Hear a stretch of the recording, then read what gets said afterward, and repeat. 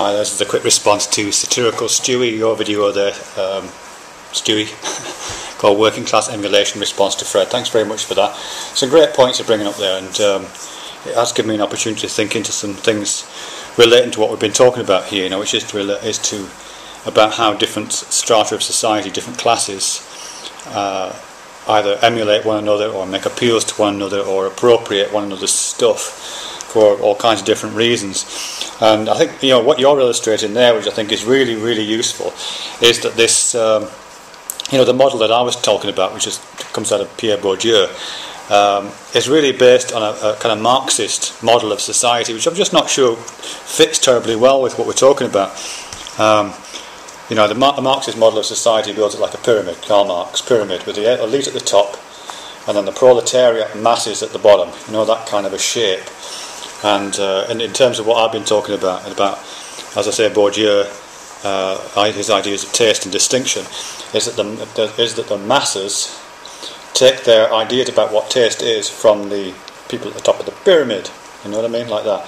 Maybe not consciously, but just by the fact that they come into the world with these things around them, and they just develop a kind of what feels like a natural sense of what good taste is. But it's really, as I say, the historical taste of the elites.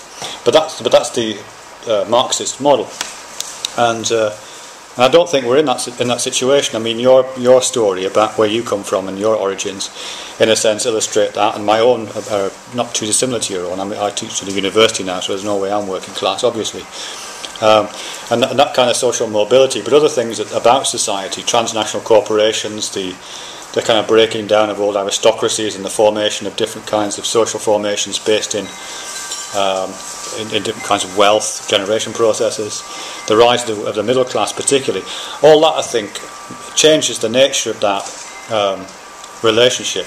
So this analysis based on the Marxist pyramid doesn't really work very well anymore. I used to work with a bloke in Manchester. Actually, I don't teach in Manchester anymore, but I used to at a university, and he used to give really great politics lectures, and I used to sit in on his lectures sometimes, and he used to talk about a kind of modern back end of the 20th century model of what society looked like. And he said his analysis was it's less like a pyramid now, it's more like a lemon, he used to say. It's like a lemon, where there's at the top, yes, there's still a few ruling elite, you know what I mean? There are still a few people up there, the ones that conspiracy theories tends to talk about. And there's a few people at the bottom, the underclass. They're not even the working class anymore, they're an underclass. They're kind of right down the bottom there. They've just fallen into the bit of the sock at the end, they're right down the bottom. But the vast majority, the huge bulge in the middle of the pyramid, is broadly speaking the middle classes. But it's a huge middle class, with lots and lots of diversity in it, and a fair amount of mobility within it. I'm in there, you're in there, pretty much everybody we talk to on YouTube, and pretty much everybody we know, is in this same huge bubble. And it's a middle class of consumers, transnational consumers buying products that have been shipped all around the world, that are products of sweatshops in different parts of the world, and they're part of that whole process. And also, it's a middle class that's supported by the media and by advertising, by marketing.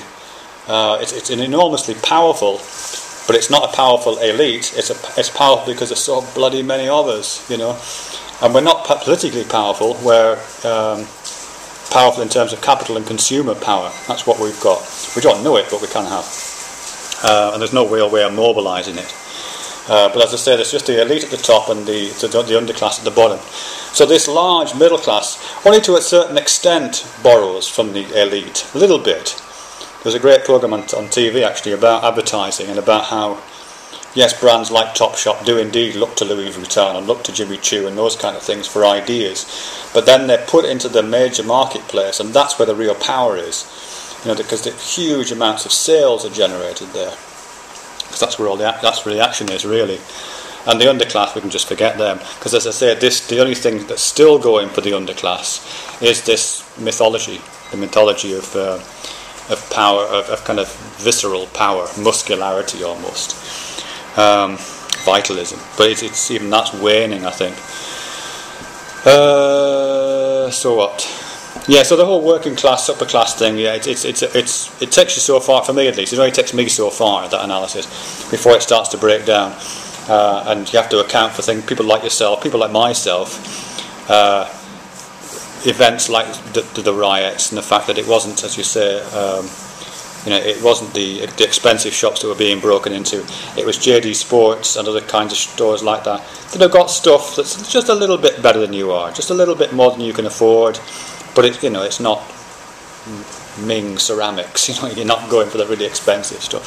So yeah, I guess that's all it really. Anyway, thanks for the response. Very useful stuff. It didn't feel like I made any sense at all. Did I make any? I don't know. Didn't feel like I made any sense. Sorry about that.